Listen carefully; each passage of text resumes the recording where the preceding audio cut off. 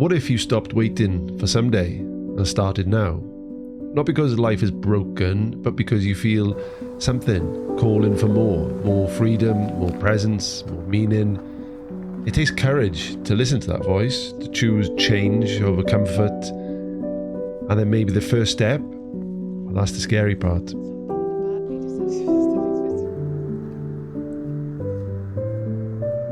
So we've decided to sell our house, most of our possessions, move into a motorhome with our 2 girls and a cockapoo called Dougie.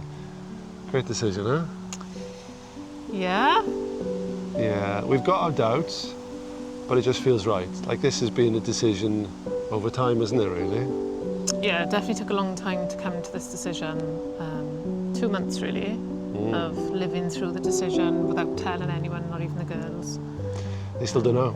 Yeah, I think the next video, we're going away to Manor Beard down West Wales, and the plan is to tell them there, just to kind of like, once again, live the behaviours.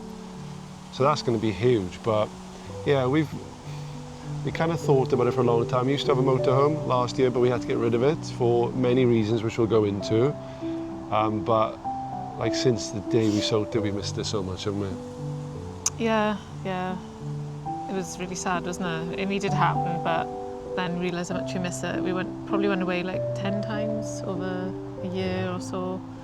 To Europe last year for 2 weeks, which the girls still talk about.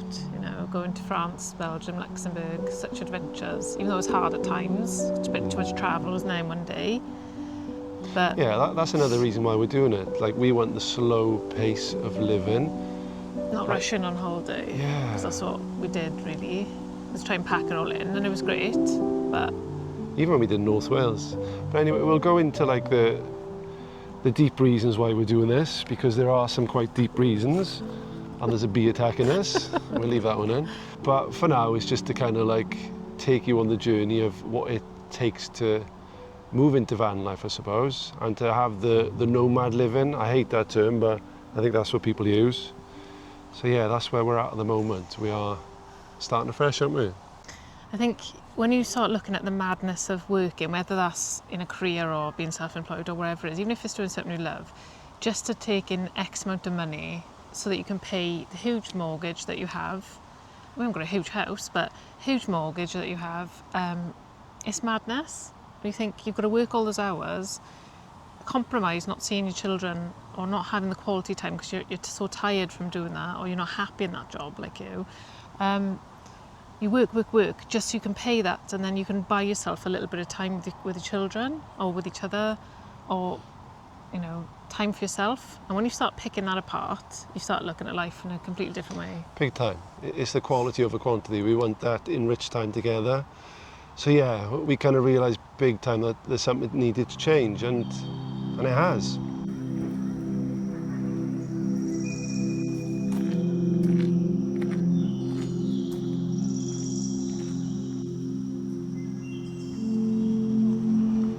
So yeah, after that initial seed that was planted, we started asking some pretty serious questions, to be fair. I even did a PowerPoint presentation for Stacey. The PowerPoint.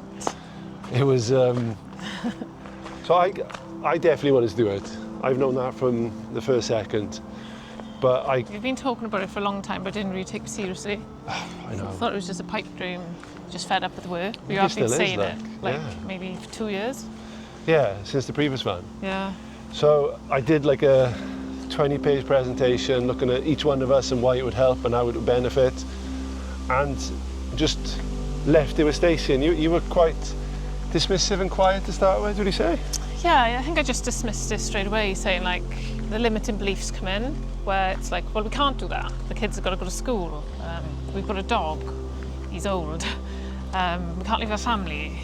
It was like all the can'ts, all the limiting beliefs. Then, strangely, the same night, our neighbour's car lit on fire, and the house caught fire, and there was lots of damage. Luckily, everyone was okay. But I was awake for hours, wasn't I, that night? Remember?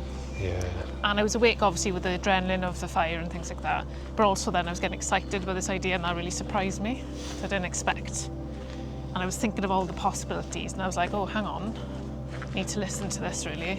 So it's not just like the the exciting part. It's even like the bread and butter of daily life, like looking at like the big questions. So You start looking at everything. Once you start thinking about a decision like this, you literally look at every situation differently. our values, and then so kind of going through us one by one, starting with the girls. So our eldest is a sensitive soul. She needs time to emotionally process and to decompress, and even like now she's 9, just turned 9, she suffers with, it is anxiety. She maybe doesn't process it as that, but it is that. There's a lot of worries about things that she does in clubs and social things.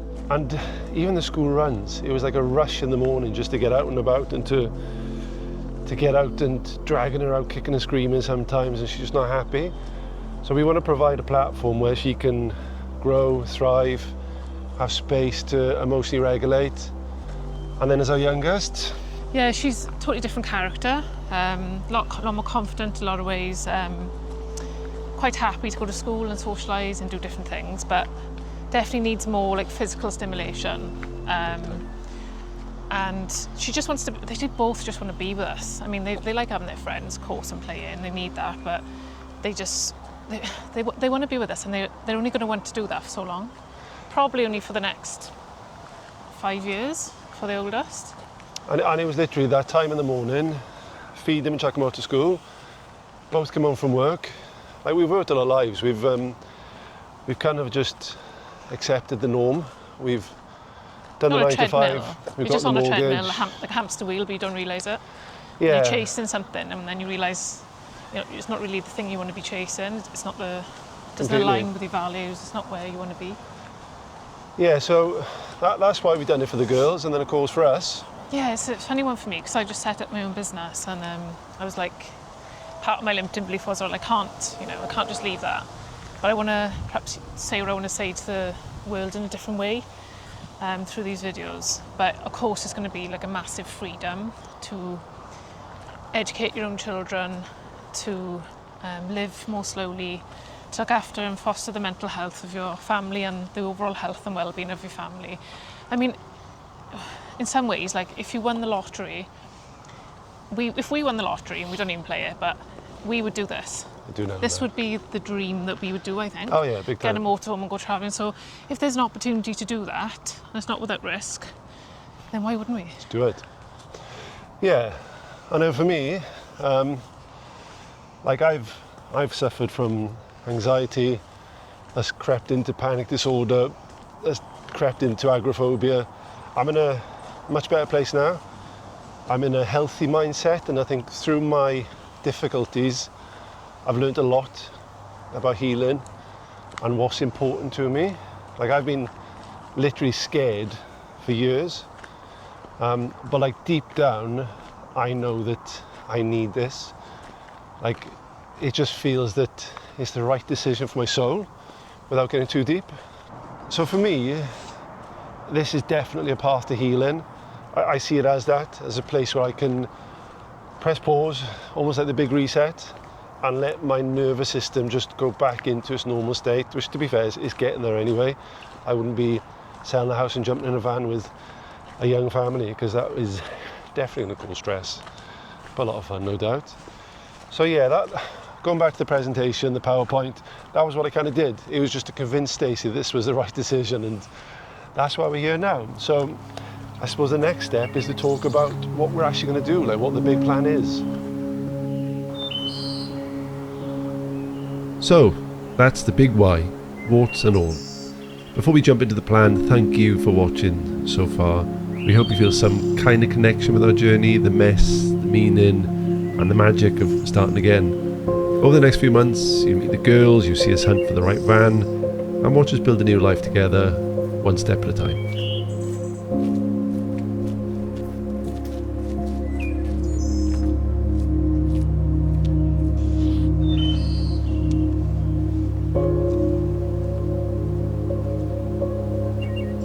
Stop.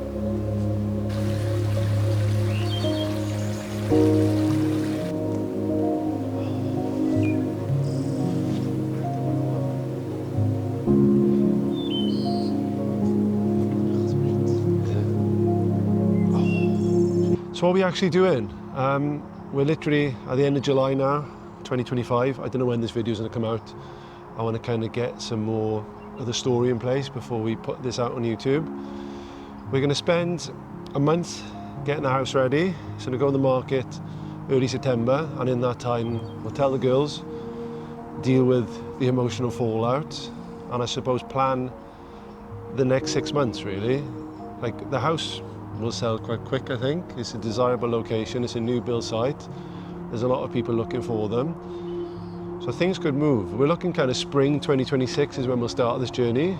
In the run up to this, we need to be practicing homeschooling,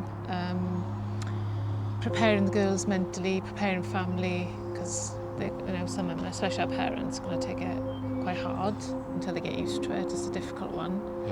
Yeah. Selling what we don't need in the house, sorting everything out. So much stuff. Getting used to minimalising. So the girls have so many toys, they literally don't play with any of them. They just like playing with you.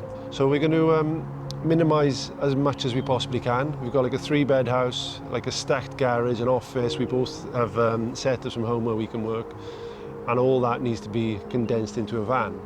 Now, in terms of life on the road when we get there, so we're going to sell the house, minimise everything, get to a place that when we do sell the house, we buy the van, and that's day one. We're off on our adventure. But obviously that process isn't that simple. We need to juggle what we do professionally. I'm still full-time employed. Stacey is self-employed with a few projects she's got working on her own business. And on top of that, there's other things that I'm potentially setting up as well that, I won't go into too much detail. So all of that needs to just come together perfectly and time it well, and that's probably the biggest stress, isn't it? Yeah, because you have to carry on as normal, paying your bills, working, doing everything, taking the girls to their clubs and things, whilst planning this in the background, and then hopefully it'll take over and we'll be in a position where we can go for it and tell the local authority we're homeschooling. And so when we did the motorhome last time, as Stacey mentioned, we did Belgium, Luxembourg, France, rushing around everywhere. So this time we're going to just dip into it, like potentially France for 3 months, and just sit there and absorb it, the culture, the food, and the girls can really get to understand so much more about that place. And you can't buy that in a classroom. It's such a better form of education in my point of view, but we won't get into all the nooks and crannies of that. There's a lot to think about and plan for that, isn't there? And then of course it's this platform here, the YouTube. So I've done quite a bit on the platform before in terms of other content I've made. But this will be the first time that we're actually living and breathing it, It's never going to be a business, it's not why we're doing this. I watch so many YouTubers out there, and I love this form of like vlogging and seeing people's lifestyles and the alternative lifestyles. For us, it's one, to document the journey of how to get there, which I've not seen online yet. And also for anybody who is out there who maybe lacks that bravery or courage, you're not alone. Like, I'm literally sat with you, Stacey sat with you. This is bloody scary. And if we can kind of set like an example of what life could be like, we'd love to share that process and journey with you. And I suppose what I'm trying to say is this isn't about a business for us. Like, we will have our own jobs remotely whilst we're doing this. For us, it's almost a sense of community. Even in the small research we've done in terms of like what's out there for homeschooling and clubs, this like community of nomadic living is thriving already, isn't it? Yeah, surprising so much is out there. Definitely hesitant in that regard, because I've been a teacher for 17 years in secondary school teaching English. But I think because of that, I know exactly what happens in school. I know all the pitfalls. I can see the possibility of teaching in a different way and doing it in a more holistic way, learning geography by going to the coast, learning history by visiting different castles, and then backing it up with work, this link to it, but actually bringing that work to life, which can't happen in a classroom, when you've got 30 children every hour to teach, and it's a really stressful job. But there is, I think, another way, isn't there? I was listening to a podcast the other day, and they were talking about a couple who'd started this with the young children, and the question was posed, well, what about them socialising with friends? And they sort of said, well, they don't do that in school anyway. In school, you're taught not to interrupt, not to chat to your friends. You've got to sit there in silence and listen. So really, especially like, in secondary school. oh, completely. You are almost like you're suppressed, you know. And we don't want that for our girls. We want them to thrive. Yeah, and I saw something similar where it said, "What about socialisation?" And somebody said, "Well, that doesn't happen in school. You get told you're not here to make friends in class." And literally, I've said things like that to children. You're not here to chat. You're not here to, that's for after. But then some children are getting taken to school in a car, dropped off inside all day, choosing not to go outside in the little bit of free time they have, back in a car, and then online. So, I mean, what socialisation's happening there? Apart from negative one of screens and different things, which again we'll go into later. Yeah. So that's where we're at. So, what to expect from the channel? Go on. Oh, my arse is soaking, huh? So yeah, if you're watching this and you feel any sort of affinity with our journey, it'd be great for you to follow along. We're going to document everything from where we are now to starting van life, and then of course van life itself. If you are afraid, maybe lacking that bravery and courage, like I said, you're not alone. We're literally on the same page as you, and we really want to show through this channel that life is there for living. Thanks for watching, and hopefully see you next week. Bye.